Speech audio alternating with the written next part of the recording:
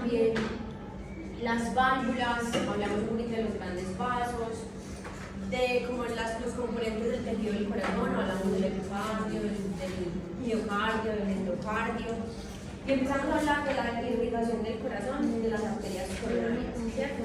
Decíamos algo muy importante y muy clave de esas arterias coronarias, y era que pues ya sabemos que es la estructura vascular que va a nutrir el corazón, que le va a aportar oxígeno al corazón, y que el corazón es el único órgano que se perfunde en diástole, ¿cierto? Porque el resto del cuerpo, cuando el corazón se contrae con la sístole, pues va a mandar la sangre a todo el cuerpo. Pero cuando esa válvula aórtica se cierra, va a dejar abiertos y expuestos los conductos por donde nacen las arterias coronarias para poder permitir el corazón, ¿cierto? Hablábamos de la coronaria derecha, hablábamos de la coronaria izquierda, de sus ramificaciones. Decíamos que la izquierda, digamos que es más grande porque tiene que cubrir una porción más significativa del corazón. Y hablábamos de la arteria descendente anterior y de la arteria circunfleja, ¿cierto? De la arteria coronaria izquierda, de la arteria descendente anterior y de la circunfleja. Y en la coronaria izquierda, pero en la parte izquierda hablábamos de la coronaria izquierda sobre todo, y de todos los conductos, que eran muchos, de las arterias derechas, eran muchas, pero pues que cubrían unas partecitas más chiquitas del corazón, que había unas diagonales para las aurículas, ascendentes para las aurículas, unas diagonales para las paredes interventriculares y otras para los ventrículos, para el ventrículo, perdón. Y que todas ellas van a tener como unas anastomosis o unas comunicaciones para poder que si de pronto está taponada, pues digamos que otra de las coronarias se encargue un poquito para irrigarse el corazón. Hablábamos de la dominancia, decíamos que más o menos el 80% de la población mundial, cuando hablamos de la coronaria derecha, nace y se va por el surco posterior de la parte auriculoventricular, que es lo que llamamos dominancia, de las ramas de las anastomosis, y pues vamos a pasar como a las venas coronarias. Digamos que a nosotros no nos alarma ni nos confunde tanto cuando hay problemas en las venas coronarias, sino en las arterias. Pues a mí me interesa es quién le va a llevar oxígeno al corazón. Obviamente es importante quién lo recoge, sí, pero nosotros nos centramos mucho sobre todo en la circulación coronaria, porque pues digamos que las obstrucciones, los coágulos, las placas, cuando se alojan ahí, pues es la principal causa pues, o de los ataques cardíacos o los infartos. Pero de las venas, digámoslo así, coronarias, pues vamos a saber que hay unas venas importantes que son las que van a llevar sangre pobre de oxígeno desde esa parte de circulación externa del corazón hacia el mismo corazón. Yo no sé si ustedes se acuerdan, del shunt fisiológico. Nosotros decíamos que cuando el pulmón por dentro está trabajando, por fuera recibe sangre, ¿cierto? Y que esa sangre desoxigenada va a retornar, ¿cierto? Pero va a retornar, o sea, va a entrar a la aurícula izquierda a través de las venas pulmonares, que ahí por eso va a existir esa mezcla de sangre, que es lo que nosotros vamos a conocer como shunt fisiológico.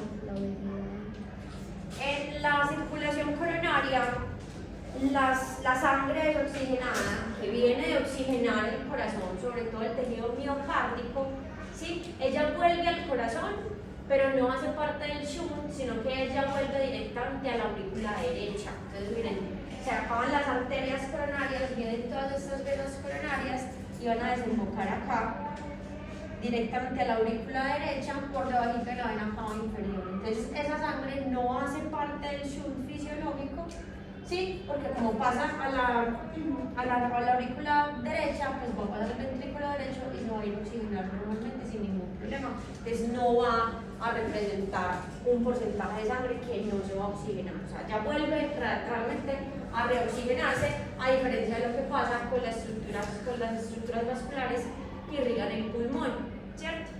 El pulmón se irriga y esa sangre desoxigenada hace parte del shunt. El corazón se irriga y esa sangre desoxigenada vuelve a reoxigenarse porque se pone directamente en la aurícula derecha. ¿Listo? Si no, se perdieron un momento. ¿Se perdieron? Vamos a verlo. ¿No se perdieron? ¿O sí se perdieron, digamos? No.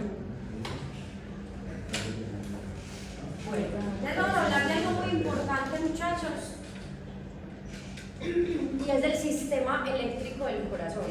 Nosotros tenemos un marcapasos interno, ¿cierto? Que ese es el sistema eléctrico del corazón. Aquí en esta diapositiva hay una teoría, pues como qué pasa con él, qué pasa con el potencial de acción cardíaco.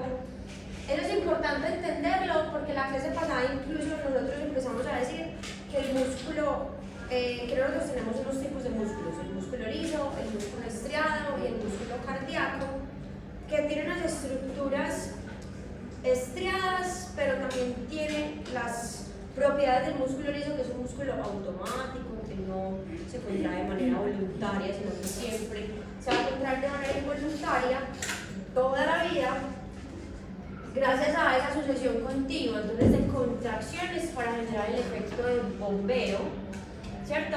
Que eso se va a denominar ritmicidad cardíaca.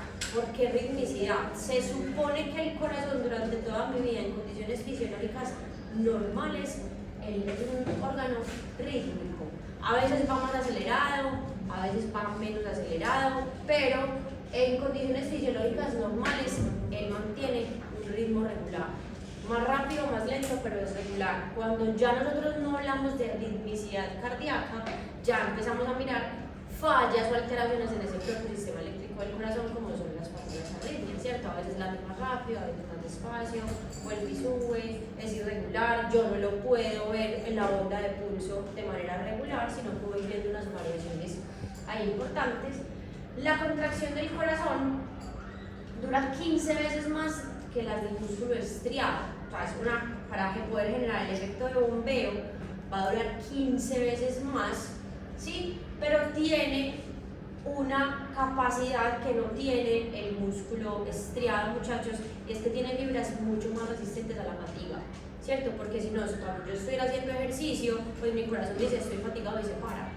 Entonces eso es muy importante. El músculo cardíaco es más fuerte, tiene 15 veces más la durabilidad de su contracción. Eso se va a dar ¿por qué? Por el potencial de acción que es diferente. Ustedes ya hemos visto muchas veces esa parte de la bomba sodio-potasio, que entra sodio, sale potasio, bueno, ya se les va a explicar cómo funciona en el corazón. Y aparte, muchachos, hay una estructura muy importante que son los discos intercalares. Los discos intercalares son los encargados de que el corazón no se fatigue, o sea, todo el día, toda la vida, el corazón está en constante contracción, constante ejercicio, constante movimiento, incluso en reposo.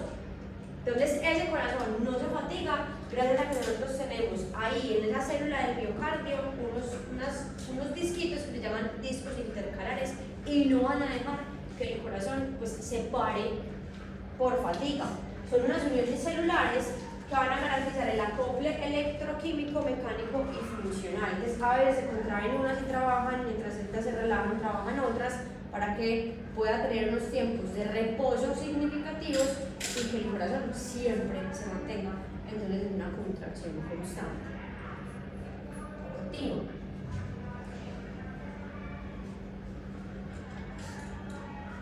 Eso es como ustedes tengan esa teoría, pero yo no se las voy a explicar. No, espero que me salté esto. Ese es el potencial de acción del corazón, o sea, cómo se contrae el corazón, por qué se contrae el corazón, gracias a qué se contrae el corazón, ¿cierto? Recordemos que nosotros tenemos unas bombas en el cuerpo que se llama la bomba sodio-potasio ATPasa.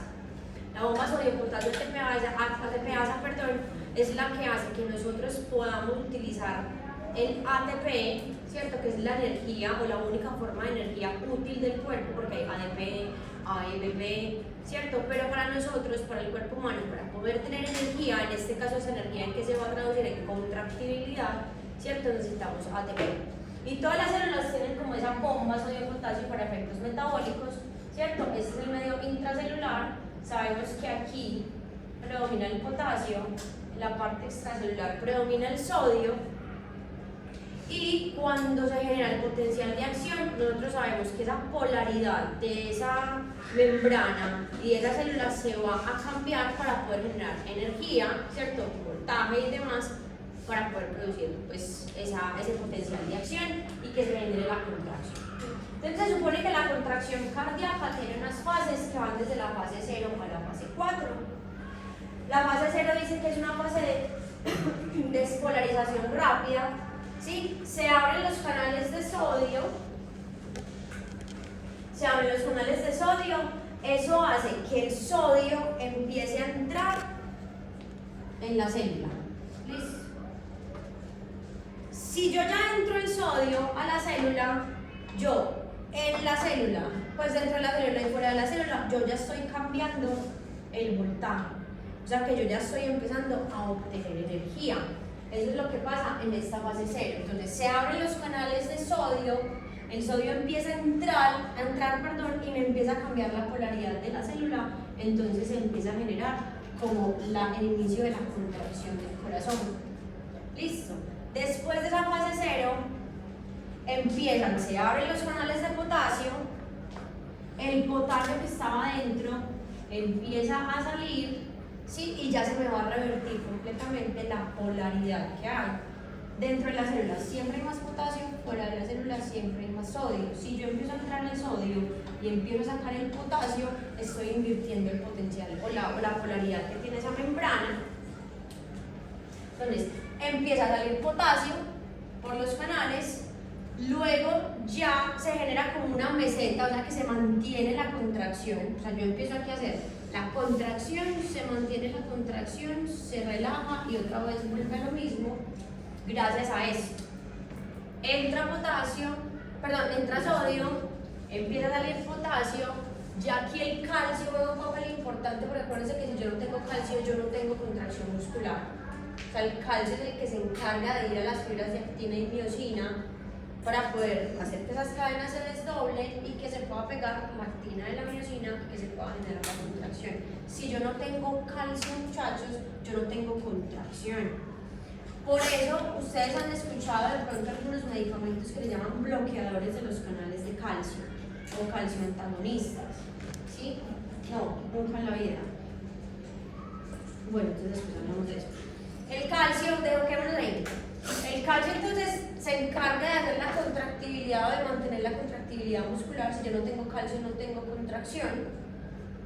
Luego el potasio que está saliendo termina de salir. Aquí salió un poquito, luego entra calcio, luego termina de salir el potasio y cuando sale el potasio del todo, aquí empieza una repolarización, o sea que todo el potasio que salió vuelve a entrar y todo el sodio que entró vuelve a salir y queda la célula, pues el medio intra y extracelular en el mismo punto antes de generarse la otra. Vuelvo y la repito. Les voy a volver a repetir todo. Niños, yo tengo una célula. En la célula por dentro predomina el potasio. Por fuera predomina el sodio. Listo. Entonces acá hay un medio, acá hay otro que tiene una polaridad. Listo. Si yo quiero que esa célula haga contracción, yo tengo que cambiar la polaridad, ¿cierto? Generar electricidad, por decirlo así. Yo tengo que cambiar la polaridad. ¿Cómo cambio la polaridad? Pues lo que está dentro que salga y lo que está afuera que pueda entrar. ¿Listo? Entonces, ¿cómo se empieza a generar ese cambio de polaridad? Primero, se abren los canales de sodio para que el sodio empiece a entrar y ya me empezó a cambiar la polaridad dentro de la célula. Después, se abren unos canales de potasio, ¿sí? Unos canales de potasio, el potasio sale generando más cambio de polaridad, porque entre más sodio entre, empieza a salir potasio y lo normal es que yo tenga más sodio o más potasio por dentro, más potasio, pero tengo más sodio, entonces como tengo más sodio estoy cambiando esa polaridad, celular. ¿Listo? Después de eso, para que se genere y se mantenga la contracción, por eso hablamos de una meseta, ¿sí? Para que se mantenga esa contracción, empieza a interactuar otro ion importante que es el calcio, ¿sí? Que es el ion encargado de la contractibilidad muscular. Entonces, empieza a entrar calcio para que la célula mantenga esa contracción. ¿Por qué necesito mantenerla? Y es importante el calcio, porque ahorita dijimos que la contracción del músculo cardíaco es 15 veces mayor que la del músculo estriado. ¿Para qué? Para garantizar que con esa presión y al mantener esa presión más constante, yo no me voy a caer de una, y si la mantengo constante, pues que voy a tener un bombeo adecuado o un recorrido adecuado. Después, ¿qué pasa? Ya dijimos que estaba saliendo potasio, que creo que esa es tu duda. Estaba saliendo potasio, pero termina de salir. O sea, aquí sale, pero no todo. O sea, en esta sale, pero no todo. Entonces, yo saco un poquito, entra primero sodio, saco un poquito de potasio, entra el calcio. Señor. Profe, entonces, ¿cómo se mantiene el nivel de potasio si siempre se sale? Pero eso no es por milisegundos. Porque acuérdate, el potasio sale, pero el potasio reingresa. Bueno, entonces es como, ¿yo qué hago? Solamente pasa a la interior de la célula y vuelve y entra. Exactamente, no. O sea, el potasio, este es un medio intracelular, este es un medio extracelular. Ahí va el Listo. potasio. Por ejemplo, ahí cambia el potasio, gracias por salir. Cambia no vayan 2 segundos, cambia el potasio y empieza a salir. Y yo soy el sodio y empiezo a entrar. Y la polaridad cambia. ¿Cómo así que la polaridad cambia? Ustedes, cuando yo no estaba en clase, ustedes estaban como, ay, no importa, cuando yo llegue, ustedes son todos juiciosistas, ¿sabes? Hay un cambio en el medio. Listo. Yo entré y les digo, bueno, niños, qué pena, yo me tengo que ir. Yo me voy, que yo no soy propia de la célula, y Camila vuelve a entrar, y ustedes vuelven a su normalidad, antes de tener que volverse a contraer. Entonces, el sodio entra, el potasio sale, ¿sí? Y después se repolariza. ¿Cómo así que se repolariza? La polaridad normal de la célula es que por dentro predomine el potasio y por fuera predomine el sodio. ¿Ves? Ahí no estoy perturbada. Cuando entra el sodio y sale el potasio, estoy perturbada. Y esa perturbación me genera un voltaje. ¿En qué se va a traducir? En la electricidad que yo necesito, Marco, para que el corazón pueda contraerse. ¿Sí, no, más o menos? No, sí. ¿Seguro? No, si la pregunta era más a si se consumía el... Todo el sodio siempre se consume, el potasio siempre se consume, el calcio siempre se consume, pero siempre se supone que yo estoy a través de ingesta y demás reponiendo, ¿cierto? Por ejemplo, una persona que tiene una deshidratación severa. Y eso va también las personas con los cánceres que consumen también. Exactamente, que consumen hierro, que consumen potasio, que están descalcificadas. Por ejemplo, una persona con una deshidratación severa que está eliminando sodio, potasio, magnesio, sí, está eliminando todos los electrolitos que tiene en el cuerpo, ¿sí? Una persona con una deshidratación severa que puede tener, pues digamos, aparte de la debilidad, la piel, la lengua seca y demás, puede ser mucho más propensa cardiovascularmente hablando, por ejemplo, a tener una arritmia cardíaca, porque mi célula ya no es capaz de hacer esto, porque entonces, venga, yo abrí los canales para que el sodio entrara, pero no hay casi sodio. Y el potasio va a salir, pero pues no hay casi potasio, entonces yo no genero la diferencia como de concentración dentro y fuera de la célula para que ese cambio se pueda hacer. Si eso no pasa, no hay contracción. Por eso, o la contracción no es tan efectiva, por eso los pacientes con deshidrataciones muy excesivamente severas pueden empezar a presentar alteraciones del ritmo cardíaco.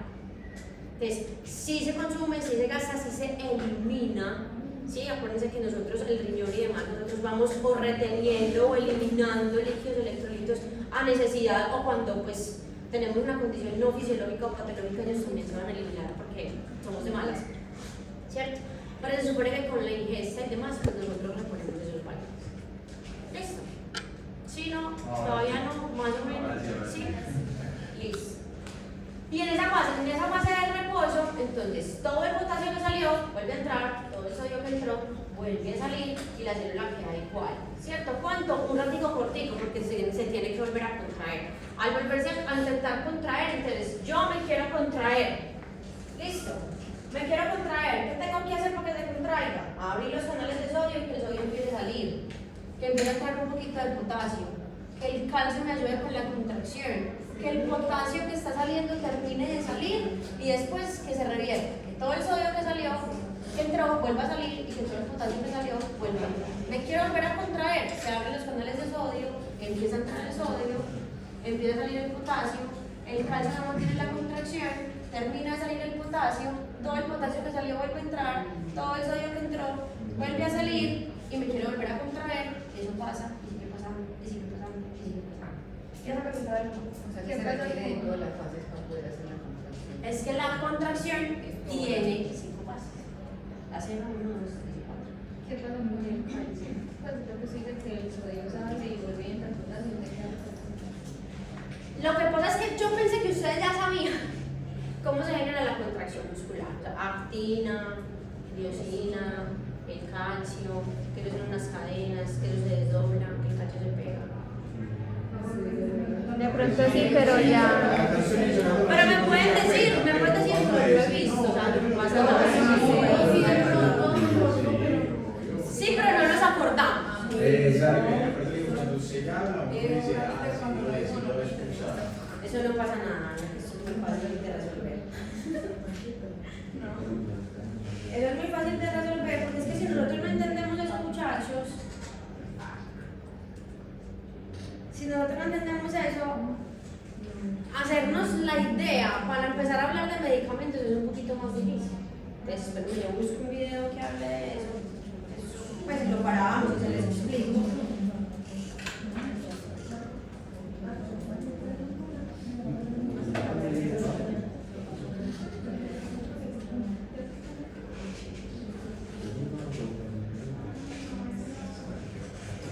Por ejemplo, esto está muy fácil.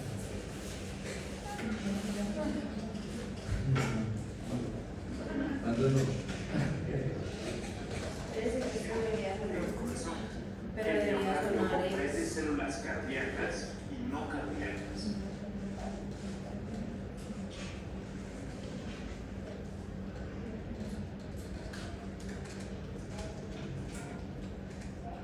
¿Cuál será?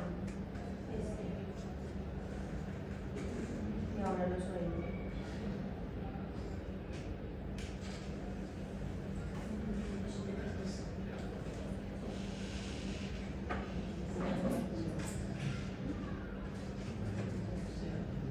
A ver. Esto voy con el audio de aquí ese computador.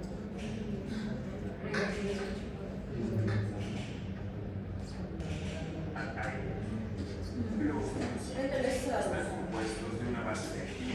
Medio escuchan. Esta animación describirá la función y la estructura cardíaca normal, junto con la relación del proceso de excitación del corazón.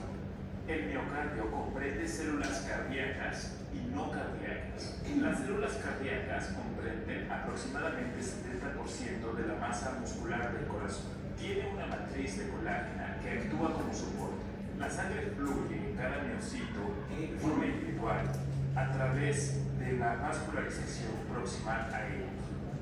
Los miocitos están compuestos de una base de actina y miocito, cuya Pero es una fibra del organización da corazón, lugar ¿no? a la apariencia clásica del músculo cardíaco.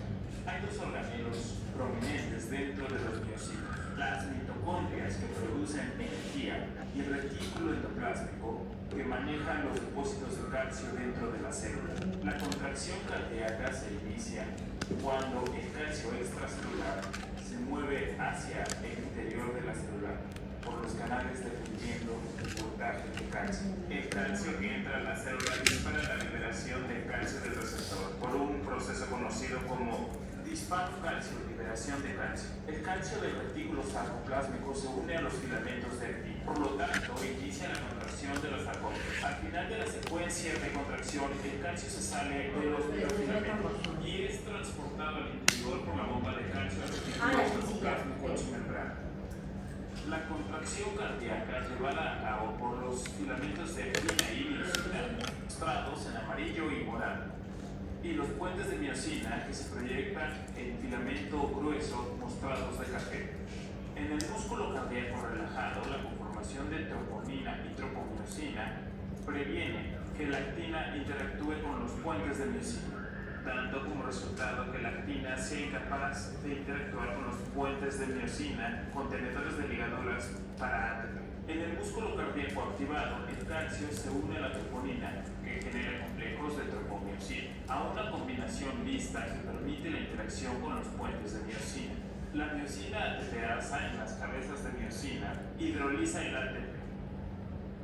Eso da energía para que los puentes de miocina interactúen con los filamentos ligados y empujen los filamentos filamentos al centro de la sarcómera de un modo rápido, dando como resultado el ciclo de contracción-excitación.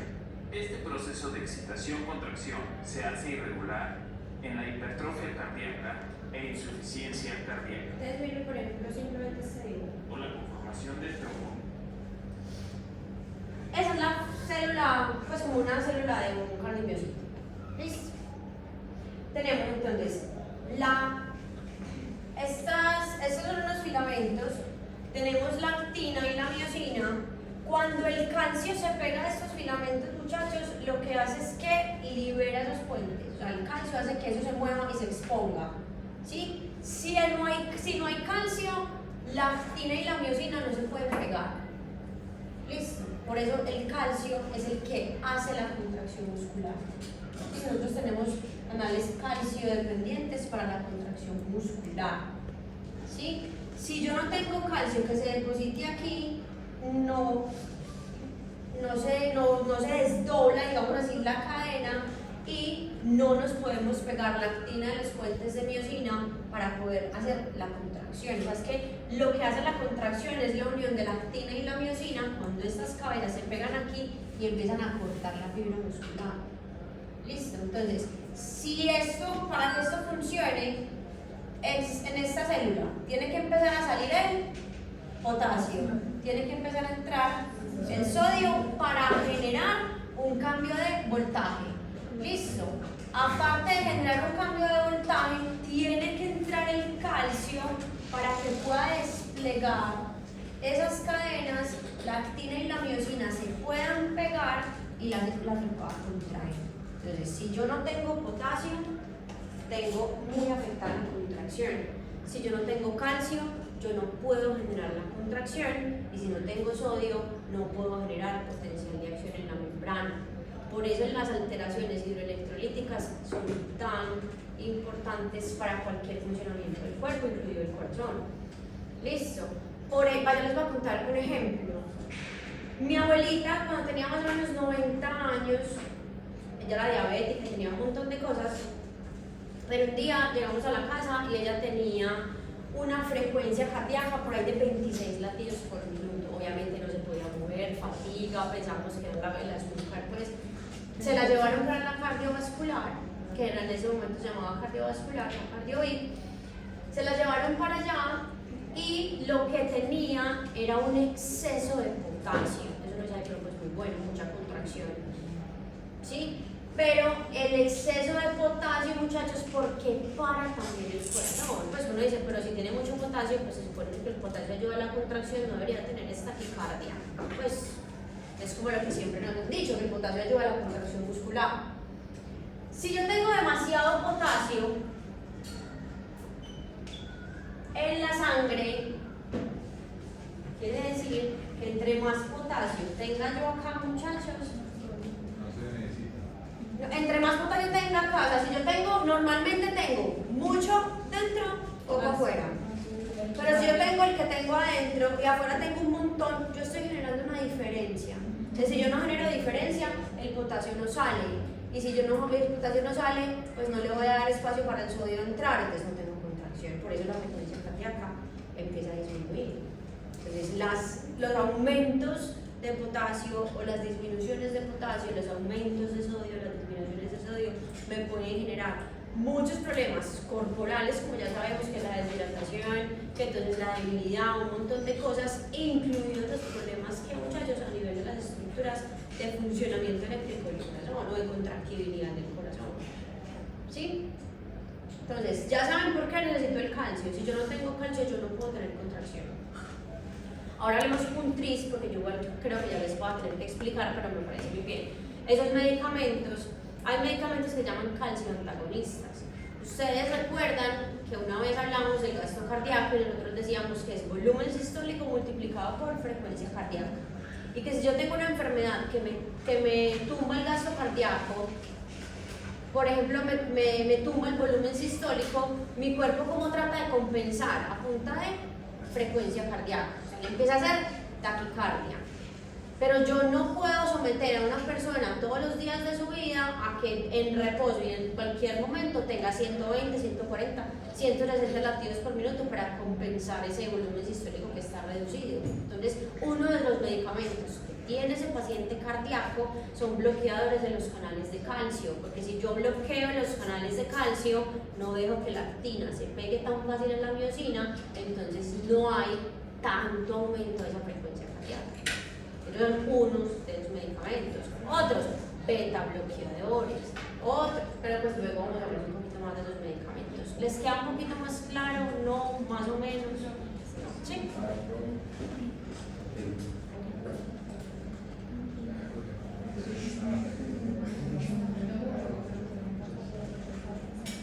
Por eso que cualquier duda, pregunta, lo que sea que tengan ya.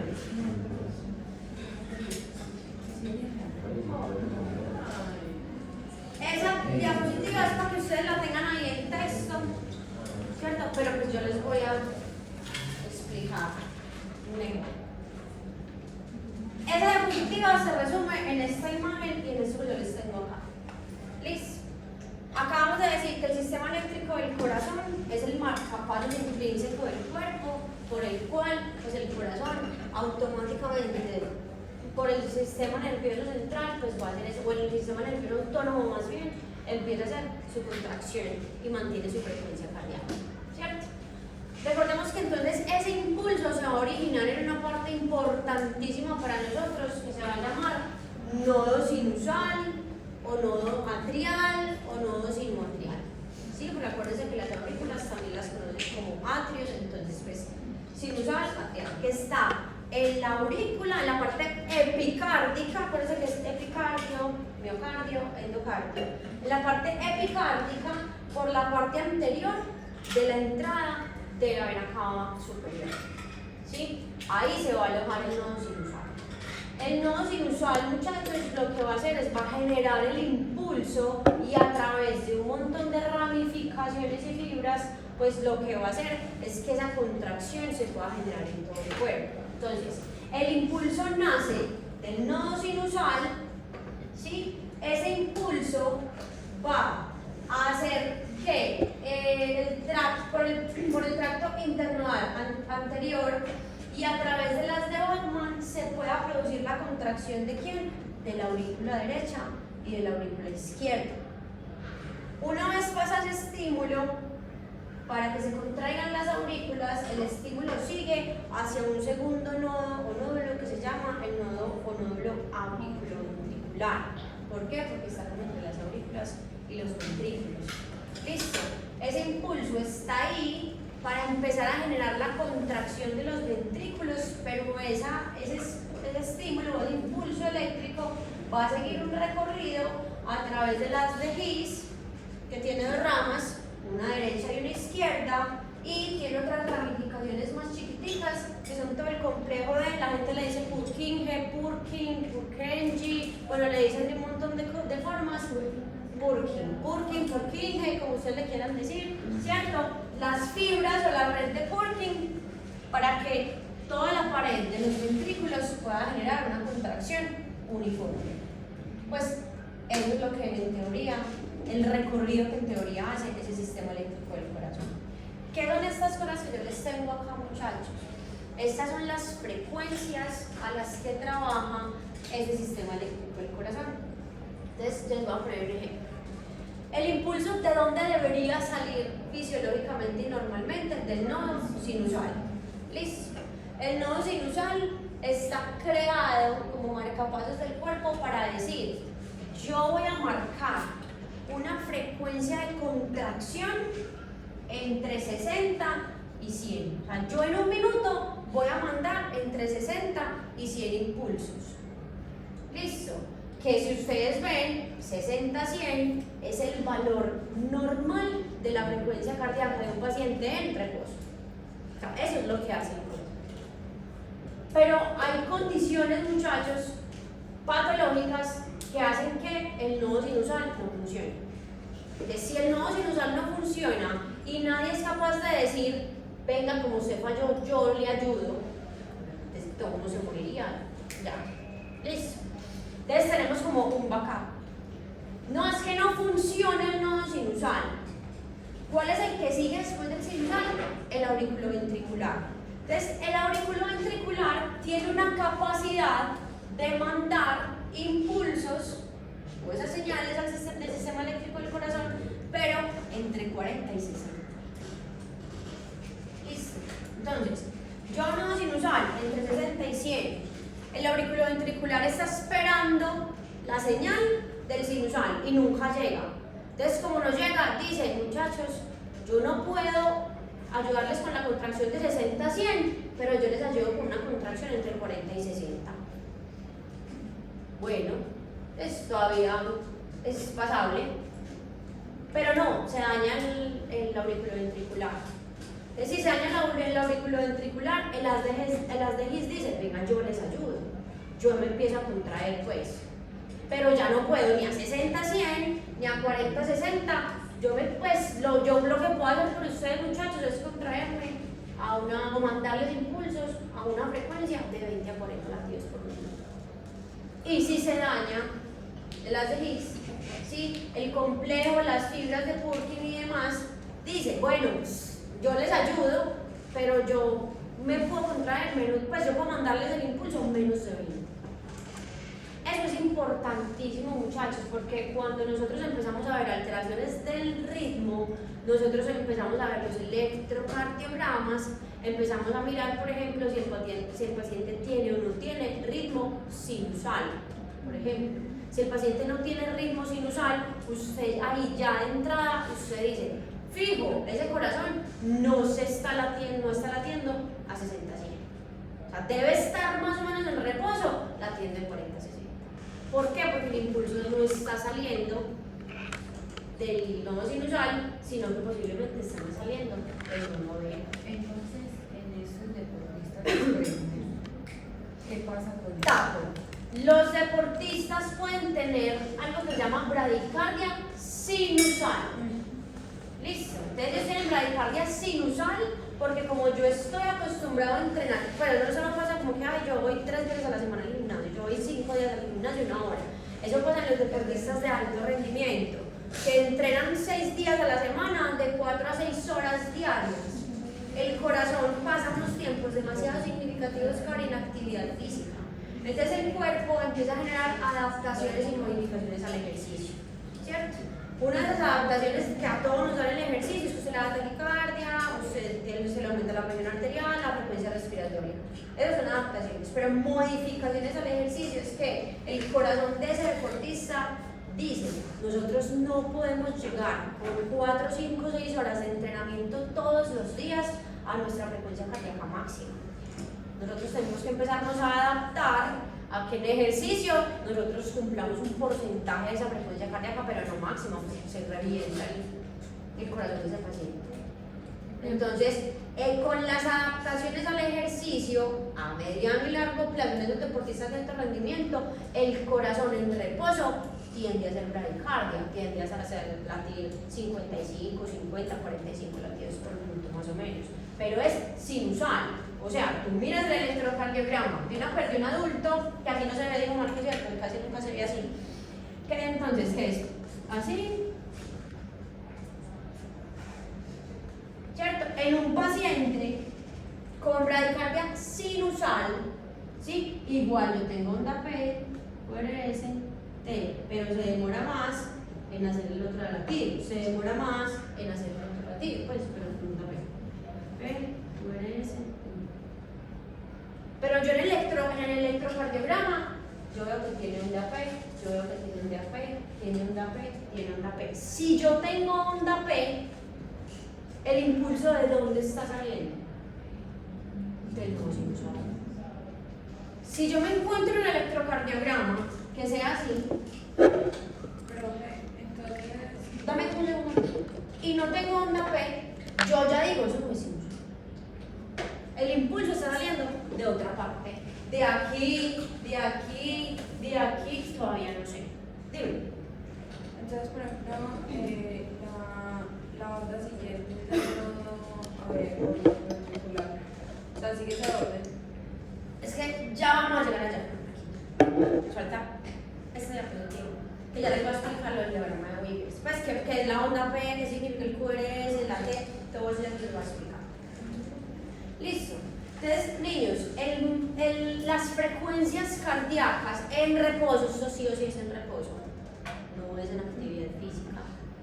¿Por qué no se miden en actividad física? Porque es que la actividad física, dependiendo de la intensidad, de la cadencia o de la inclinación o del esfuerzo que yo esté haciendo, ¿sí? Así seamos dos personas de la misma edad y no sé qué, nuestras adaptaciones al ejercicio pueden ser diferentes. Entonces yo puedo bailar 5 minutos y estar en mi frecuencia cardíaca máxima, pero después bailar 5 minutos y estar en el 20% de tu frecuencia cardíaca de entrenamiento. Entonces esto siempre es en reposo, porque yo no puedo comparar los corazones con actividad física pensando que se van a comportar exactamente igual.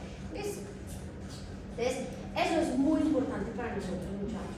Ese es el origen de muchas de las arritmias y muchas de las alteraciones a nivel pues, electrofisiológico. Profesor, esas alteraciones se dan así con su continuidad. Por ejemplo, un paciente que llegue joven y que llegue con una frecuencia cardíaca de 35.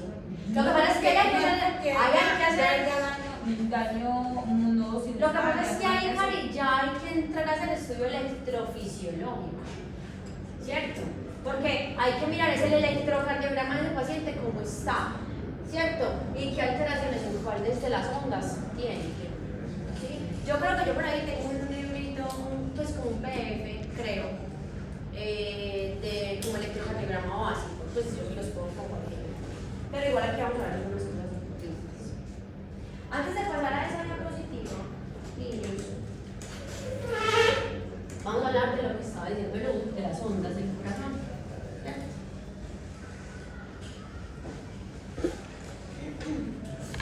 Nosotros vamos a tener unas ondas en el corazón que van a responder a una fase de esos, pues como esos estímulos que se generan.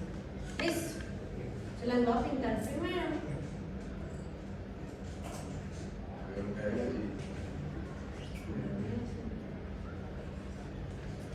Vamos a tener una primera onda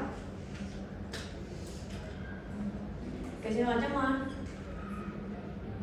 la onda P. ¿Listo? ¿Qué significa en el corazón o qué está pasando en el corazón cuando se está generando la onda P? La onda P significa que se está generando una despolarización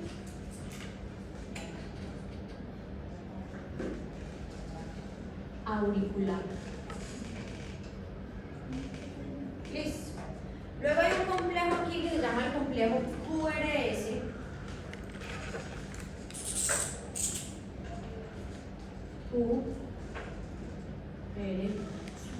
QRS. Que el complejo QRS significa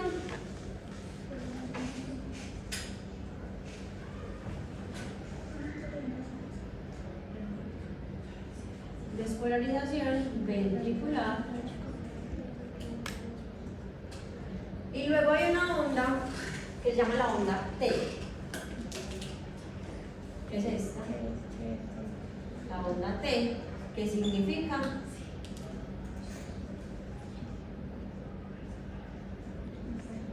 repolarización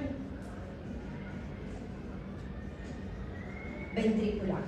¿Qué significa eso?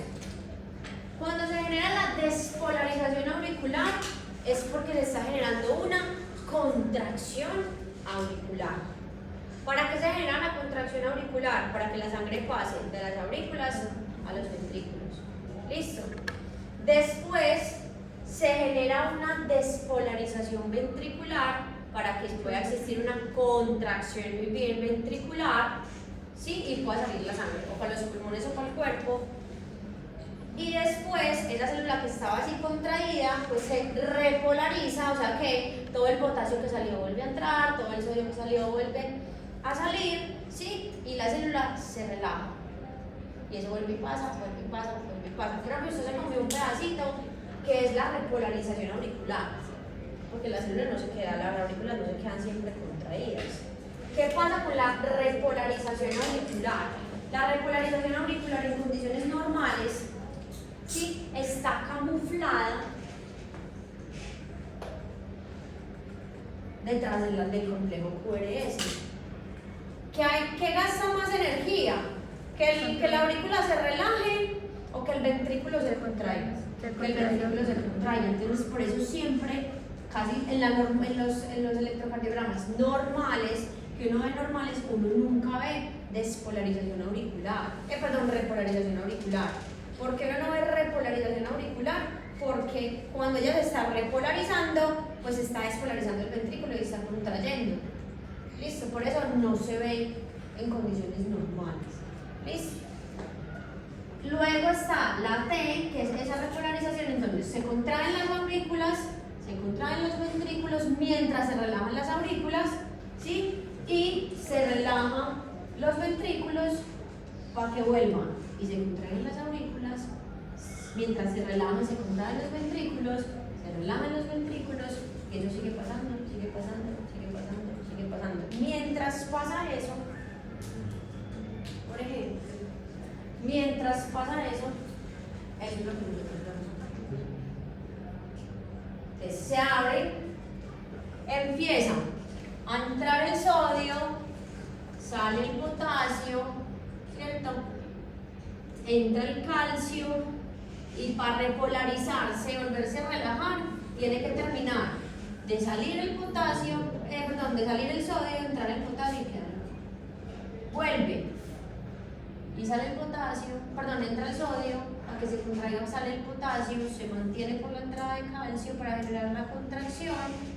Todo el sodio que salió, que entró empieza a salir, todo el potasio que salió empieza a entrar, esta es la repolarización y vuelve y pasa, vuelve y pasa, vuelve y pasa, vuelve y pasa, vuelve y pasa. ¿No les queda claro? ¿Sí les queda claro? ¿Cuándo les queda claro? Ahí.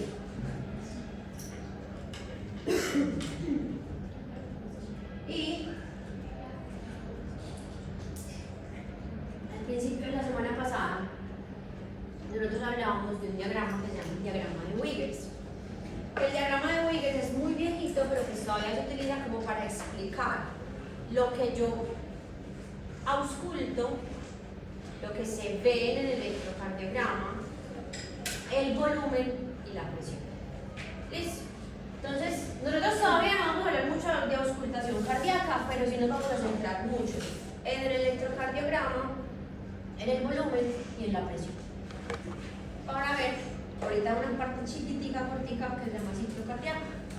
Entonces, en el electrocardiograma yo empiezo a hablar de la onda P, que es la despolarización auricular, del complejo QRS y de la onda T, y otra vez aquí lo mismo, P, QRS, T. Toda la vida. Listo. ¿Qué pasa con el volumen? Entonces, miren, yo digo que cuando, ese es el volumen ventricular. Ventricular. Yo tengo un volumen, apenas se genera la onda P, que dijimos que era la onda P, la despolarización auricular, o sea que las aurículas se contraen para llenar los ventrículos. Por eso, cuando hay una contracción aquí, aumenta el volumen ventricular. Aumenta porque pues yo le estoy terminando de pasar la sangre. ¿Sí? ¿Vamos bien hasta ahí? Vamos claro. P, aumenta el volumen. ¿Listo? Con el QRS, que es la contracción o la despolarización ventricular, ¿sí? Apenas se genera la contracción, hay una caída de volumen. ¿Por qué? Porque está saliendo y abandonando los ventrículos. No, sí, seguro. Abandonando los ventrículos. En la onda T, los ventrículos se están relajando y cuando ellos se relajan hay una especie como de llenado pasivo, hay un poquito de sangre, pero cuando se terminan de contraer las aurículas, aumenta el volumen, se contraen los ventrículos, sale el volumen, se repolariza y se empiezan a llenar más de volumen, se contraen las aurículas, aumenta, se contraen los ventrículos, disminuyen, y eso pasa toda la vida. Esa parte les queda clara, ¿sí? Y aquí es lo que tiene que ver con la anatomía del corazón, o sea, qué pasa en el corazón con las válvulas, con las presiones, cuando este sistema eléctrico se activa y se generan estos cambios de volumen ventricular. Entonces, Decimos aquí que hay un cerrado de la válvula auriculoventricular. Hay un cerrado, yo subo esto para poder rayar ahí.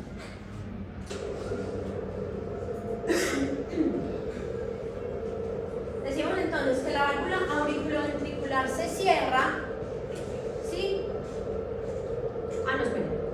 Acá, se contraen las aurículas. Listo. Cuando se contraen las aurículas, pues están abiertas las válvulas auriculoventriculares para que pueda pasar la sangre de las aurículas a los ventrículos. Cuando esas válvulas se cierran, ¿sí? Cuando las válvulas se cierran, los ventrículos se empiezan a contraer, pero las válvulas todavía están cerradas. Si yo cierro una válvula y aumento la presión sin que se abra, pues la presión va a aumentar. Entonces, yo ventrículo me llené, se cierran las válvulas auriculoventriculares y yo voy a empezar la contracción.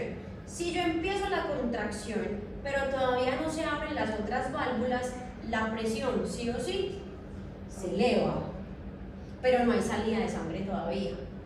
Por eso dijimos que acá yo tengo con la contracción auricular aumento de volumen porque se llenan los ventrículos, ¿cierto? Aquí ya se llenan los ventrículos. Aquí se contraen los ventrículos, pero todavía no se abren las válvulas. Si se contraen los ventrículos, pero no se abren las válvulas, miren que yo sigo con el mismo volumen que venía, pero con un aumento de presión. ¿Sí? Listo. ¿Qué pasa cuando ya se aumenta la presión? Cuando se genera un aumento de presión significativo, ¿sí? Sí o sí, la válvula aórtica se tiene que abrir. Si la válvula aórtica se abre, empieza a salir sangre con mayor presión y mire que a medida que la sangre sale, pues a medida que yo aumento la presión de contractibilidad, se aumenta la presión y aquí, pero cae el volumen. ¿Por qué cae el volumen? Porque la sangre está saliendo. Muy bien, Lu, la sangre está saliendo. ¿Listo? Llega un punto máximo de presión donde se cierra la válvula aórtica, ¿sí? Se empieza a relajar el ventrículo, entonces el ventrículo se relaja, por eso ya tiene menos presión. Aquí se abre la válvula auriculoventricular para que ese ventrículo se vuelva a llenar, que se abre la auriculoventricular. Cuando se abre la válvula auriculoventricular, ¿qué pasa con el volumen de los ventrículos? ¿Se aumenta o disminuye? Se aumenta el volumen. Se empieza a llenar otra vez. Cuando está lleno, hay una contracción auricular que hace que la sangre de las aurículas pase a los ventrículos, por eso se aumenta el volumen. Apenas se llenan los ventrículos, ¿sí? Hay una contracción con las válvulas cerradas, por eso el volumen es igual, pero la presión aumenta. Cuando se abre la válvula, cuando la presión es significativa, se genera una apertura de la válvula aórtica para que la sangre salga, o sea, el volumen disminuye de los ventrículos, aumenta la presión para que pueda salir la sangre, ¿cierto? Ya se contrae a su máxima contracción, entonces la presión empieza a caer, se empieza a generar el llenado ventricular y eso vuelve y empieza, vuelve y empieza, vuelve y empieza, vuelve y empieza. Y miren que en el corazón nosotros también funcionamos por diferencias de presiones. Niños, ¿eso les queda claro o no les queda claro? Bueno, y miren que si yo contrasto esto de las presiones, el volumen, con el electrocardiograma sí o sí me tiene que dar. ¿Cómo así que me tiene que dar? Se contraen las aurículas. Cuando se contraen las aurículas, ¿qué debe pasar con los ventrículos en el volumen? Debe aumentar. Por eso aumenta el volumen. ¿Cierto? Cuando se cierra la válvula auriculoventricular, es porque los ventrículos ya están llenos, por eso yo sigo conservando el volumen, y los ventrículos se tienen que contraer para poder sacar la sangre al resto del cuerpo. ¿Cuándo se contraen los ventrículos? Mira, dijimos que QRS. El QRS es la contracción ventricular o despolarización ventricular, ¿cierto? Él se contrae Cuando se contrae, ¿qué pasa con el volumen que hay dentro de los ventrículos? ¿Aumenta o disminuye? Disminuye, por eso disminuye el volumen, ¿cierto? Y para que esa sangre pueda salir, yo estar bajando el volumen, ¿qué tengo que hacer con la presión? Aumentar la presión, por eso la presión aumenta. Listo. Después, ya los ventrículos están casi vacíos, ellos se relajan, se abre la válvula auriculoventricular para que ellos se llenen. Si se abre, se llenan, ¿cierto? Aquí yo todavía no tengo contracción auricular, pues simplemente se abre y se llena. Cuando se genera la contracción auricular, que es la onda P, la sangre sube, pasa de las aurículas a los ventrículos, por eso aumenta el volumen ventricular. Si el volumen ventricular aumenta y se cierra la válvula auriculoventricular, el ventrículo se quiere volver a contraer. Si se contrae, aumenta la presión, pero no ha salido volumen. Cuando se abre la válvula aórtica, aumenta la presión, se pierde volumen ventricular y vuelve y pasa, vuelve y pasa. ¿Cuál pregunta? Preguntas. Niños, dudas, preguntas. Seguro.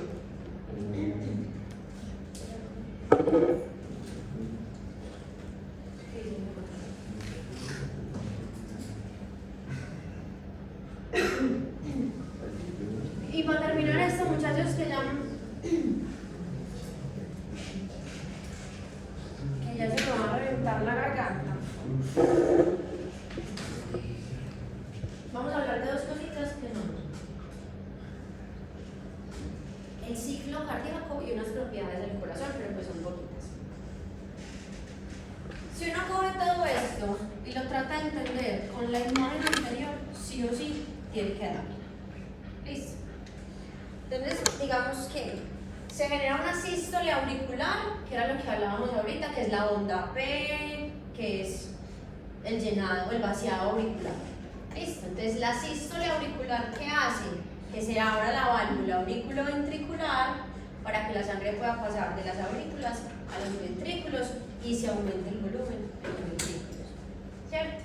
Se genera después de que los ventrículos están llenos algo que se llama contracción isovolumétrica. El corazón se contrae, pero las válvulas no se abren. Contracción isovolumétrica. El corazón se contrae, los ventrículos se contraen, pero las válvulas no se abren. ¿Un programa está diciendo mentiras? No. El corazón se contrae. El corazón aumenta la contracción, pero esta válvula todavía no está abierta. Listo. Entonces, miren, sístole auricular, se empiezan a llenar los ventrículos ya están llenos, empiezan a aumentar la presión, pero todavía no se abren las válvulas. Esta parte, ¿cómo se llama? Contracción isovolumétrica. Yo aumento la presión, pero todavía no saco volumen. Se llama contracción isovolumétrica. Después esa contracción ya tiene una presión tan significativa que hace que se abran las válvulas, ¿cierto? Uno casi siempre ahí en ese diagrama habla de la válvula aórtica porque es la que más se ve, está camufladita la parte pulmonar.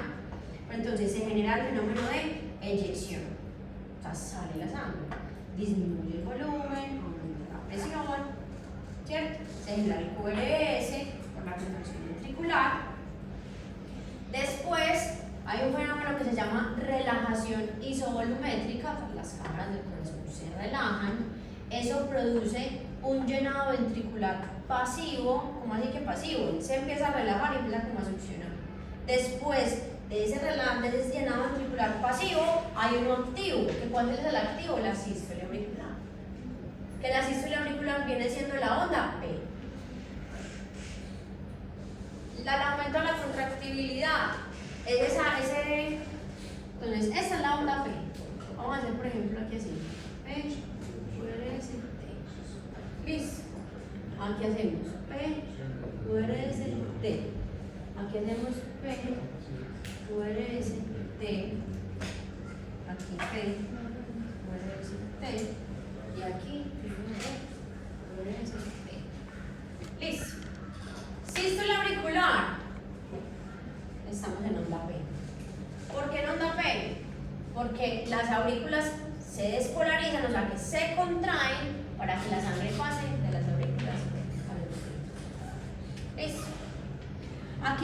aquí en este lapso de tiempo, yo empiezo a aumentar la presión, pero todavía no saco volumen. Cuando yo ya tengo una contracción tan significativa, estoy en la eyección, o sea que estoy en todo el furor del complejo, una eyección.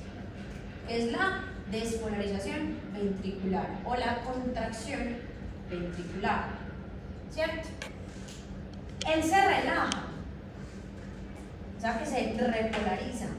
Cuando el corazón se relaja o se repolariza, esta es la onda T, se empiezan a llenar los ventrículos cuando se relaja, se empiezan a llenar, que vendría siendo como esta partecita, digamos acá como P, este pedacito, ¿sí? Y apenas ya tengo un llenado pasivo, yo voy a terminar de pasar la sangre que me está entrando gracias a una contracción auricular, que es la onda P. Y vuelve y pasa, y vuelve y pasa, y vuelve y pasa, y vuelve y pasa. Ese es el ciclo cardíaco. Sí. En la contracción ventricular y volumétrica, el corazón se contrae, ¿vale? Pero no se abren las válvulas cardíacas.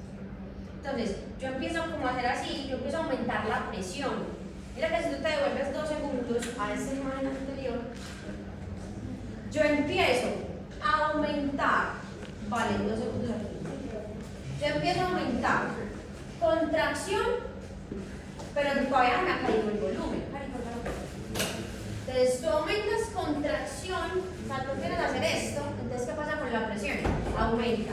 Pero como todavía no se ha abierto la válvula, mira que el volumen está igual. Apenas se genera la eyección, sigue aumentando la presión y mira que el volumen cae, porque es el vaciado ventricular. Después de que yo hago el vaciado ventricular, ¿sí? Después de hacer el vaciado ventricular, entonces hablamos de llenado pasivo. Después del llenado pasivo hablamos de sístole auricular. Entonces mira que en el pasivo yo empiezo a ganar volumen. Y en la sístole auricular yo aumento mi volumen ventricular porque yo le estoy terminando de pasar. Después de terminarles de pasar, ¿qué viene? La contracción isovolumétrica. Aumento la presión, pero todavía no cambio volumen. Se abre la válvula aórtica, disminuye el volumen, aumento la presión, ¿cierto? Y ya después se repolariza el ventrículo, que aquí es cuando se contrae, aquí se relaja, y vuelve y empieza, vuelve y empieza, vuelve y empieza. ¿Sí? ¿Queda claro para todos? Y por último, las propiedades del corazón. El corazón tiene unas propiedades importantes.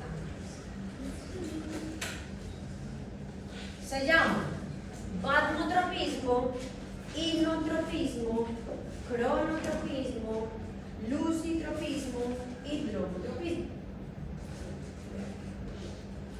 Normalmente las que uno conoce es como el cronotropismo y el hipnotropismo. O por lo menos uno escucha como, ay, le dieron al paciente hipnotrópicos. O le dieron cronotrópicos. Pues me encanta es que aumentan o disminuyen la frecuencia cardíaca. Entonces el vasmotropismo es la excitabilidad del corazón, o sea, la capacidad del corazón de responder con frecuencia, ¿sí?, ante los estímulos.